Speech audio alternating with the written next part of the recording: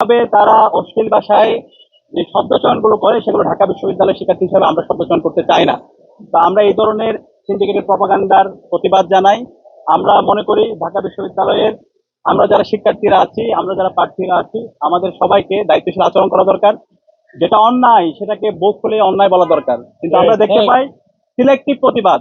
যখন আমার বোন সাবিকুন নাহা তামান্নার উপর যখন সাইবার বুলিং হয়, অথবা আফসানের উপর যখন সাইবার বুলিং হয়, যখন উম্মে সালমার উপর সাইবার বুলিং হয়, অথবা ফাতিমা তাসনিম জুমার উপর সাইবার বুলিং হয়, তখন ওটাকে জাস্টিফাই দেওয়া হয়, তখন তাদেরকে শিবির বলে ফ্রেমিং করা হয়। কিন্তু যখন অন্য কোনো ঘটনা হয়, ওই ঘটনা আমরাও প্রতিবাদ জানাই। সবার আগে যখন কালকে ঢাকা বিশ্ববিদ্যালয়ের যে শিক্ষার্থী, জওহলের শিক্ষার্থী একজন নারীকে যে শব্দ চয়ন করেছে, সবার আগে আমরা প্রতিবাদ জানিয়েছি।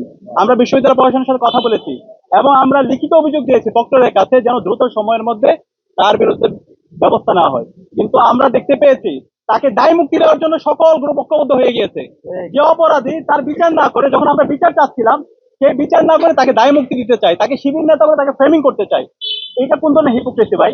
গত 16 বছরে হাসিনা তো এই ধরনের, এই যে ন্যারেটিভ, এই ধরনের যে আদারি, এই ধরনের যে হচ্ছে প্রপাগান্ডার মাধ্যমে তো সে টিকে ছিল। আপনারা কি আবার হাসিনার পথ বেছে নিলেন?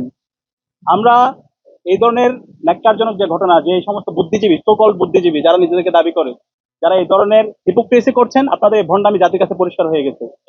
এবং আমরা পুরো জাতিকে অনুরোধ করবো, এই যে হচ্ছে কালচারাল ফেসিস চক্র, তারা যে আবার এই জাতিকে বিভিন্নভাবে বিভ্রান্ত করার চেষ্টা করছে, দিল্লির যে বয়ান, ফেসিবাদী বয়ান, বাকশালী বয়ান ফিরে নিয়ে আসার চেষ্টা করছে এবং ডাকসুর নির্বাচনকে বানচাল করার চেষ্টা করছে, তাদের বিরুদ্ধে আমাদেরকে প্রতিবাদ প্রতিরোধ জারি রাখতে হবে।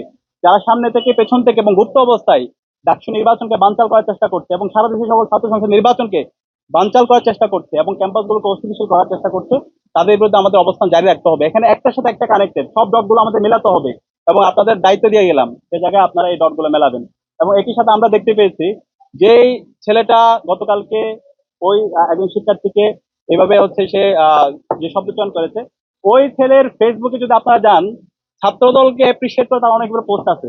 তো আপনারা একটা ছবি পাইলেন সে কোন সময় কোন প্রোগ্রামে গেছে, তাহলে এই যে ছাত্রদল সংশ্লিষ্ট তার 10-এর অধিক যে পোস্ট আছে, তো এইটা দ্বারা কি প্রমাণিত হয়? সে তো অনেক একটি ছাত্রদল। তো এটার বিরুদ্ধে আপনারা কেন কথা বলছেন না? এই যে এই ধরনের ফ্রেমিং করা, ভাই আমরা এখন ডাকসু নির্বাচন করছি, আমরা প্রতিদিন কমপক্ষে 2 থেকে 3 হাজার শিক্ষার্থীর সাথে আমাদের সাক্ষাৎ হয়, শিক্ষার্থীরা ছবি তুলে। এখন এই ছবি তোলা মানে যদি সে শিবির হয়ে যায়, তাহলে তো এটা এক ধরনের হিপোক্রেসি। এবং এই ধরনের ফ্রেমিং এর রাজনীতি, এই ধরনের ভণ্ডামি রাজনীতি আপনারা বন্ধ করেন। আপনাদের শিক্ষার্থীদেরকে নিয়ে ভাবনা, শিক্ষার্থীদেরকে নিয়ে চিন্তা, সেগুলো আমাদের জাতির সামনে নিয়ে আসেন।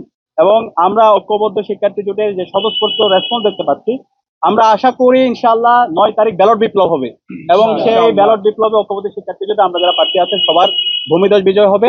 এবং আমি সবাইকে অনুরোধ করবো, যত ছাত্র সংগঠন আছে, যত প্রার্থী আছে, আমরা যেন আইডিয়ার প্রতিযোগিতা করি, আমরা যেন সততার সাথে রাজনীতি করি।